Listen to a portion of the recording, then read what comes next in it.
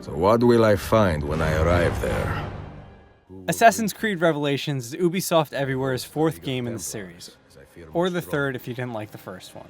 First of all, if you haven't played the other three games in the series, you can just stop right here. This is not going to be your entry point into Assassin's Creed. It relies very heavily on the events of the other three games, and there's little to no recap of what's going on.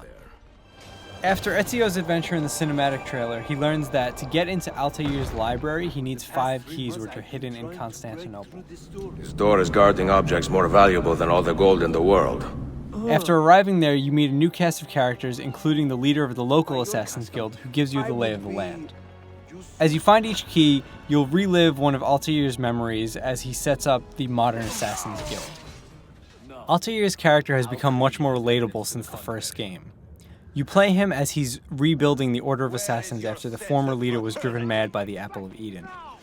One of these memories is easily one of my favorite game experiences of the year. Istanbul/Constantinople/10 other names that they call it is really a great setting for this game. You're finally in a city that isn't controlled completely by Templars, so you don't have guards breathing down your neck all the time. The Ottomans who run the city hate the Byzantine Templars as much as you, so if you stay on their good side, you can lure any Templars you meet into a fight that they can't win. As for Desmond, he stays in the Animus for this game, and you don't play as him for any of the main story. There is side content which explores his backstory through 5 very simplified first-person puzzle platforming segments. They're not challenging, but I felt they were an interesting addition to cutscenes while still letting Desmond tell his story. The ending of the game does a beautiful job of wrapping up Ezio and Altair's stories and sets up Desmond for the next game. As far as combat, it's just as fun as ever, with a lot of new additions. When you first get to Constantinople, you get a hook blade which allows you to use zip lines and climb faster. You can also use it to quickly get past guards who are blocking your path. You also learn the art of bomb crafting, which opens up a lot of strategic possibilities.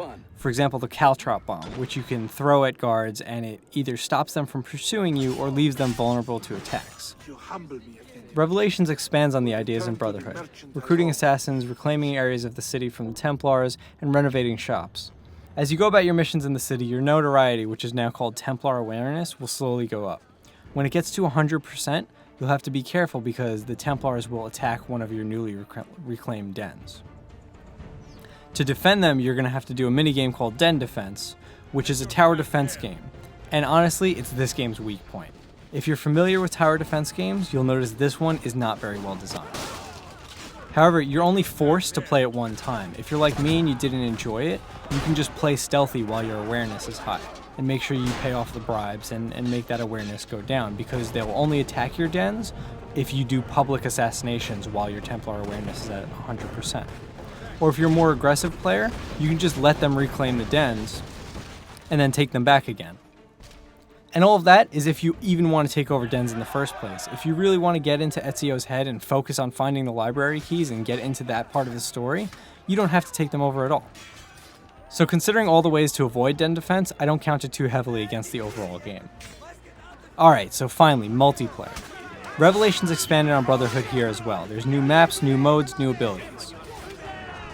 I had a hard time finding matches in the new team modes because it seems like everyone's more interested in playing the free-for-all game types. And that's understandable because that's where this game really shines. Games like Escort and Capture the Flag suffer from the same problem that you see in Battlefield and Modern Warfare, where people are more focused on leveling up their character and they can get more points by just running around and shooting people instead of playing as a team. And that's understandable too, because where this game really shines is in game modes like Corruption, where 2 players go in as the corrupted and they have to assassinate players one by one until there's only 1 player left being hunted by the remaining 7 players.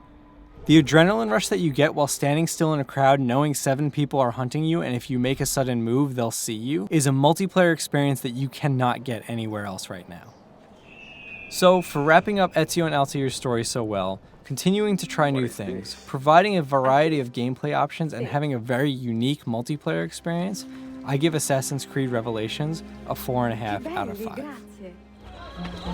To judge a lady's character, note well her company. If you should wish to seem a sage, come spend the night with me.